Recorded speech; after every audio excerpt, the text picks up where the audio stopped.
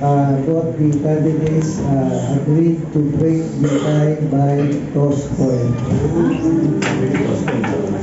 And luckily, we have the municipal treasurer, the vice chairperson of the board who will perform the toss coin. So, dalawa lang ang pagpipili natin. So, please choose one face of the coin.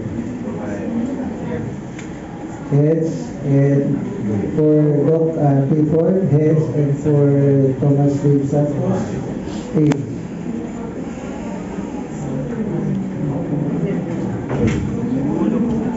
So, as a reminder, this will only be performed once.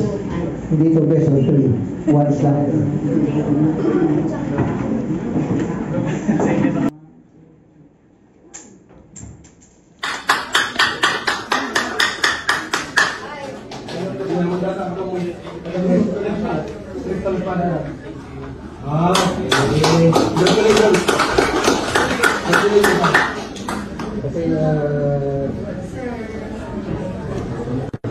Thomas D.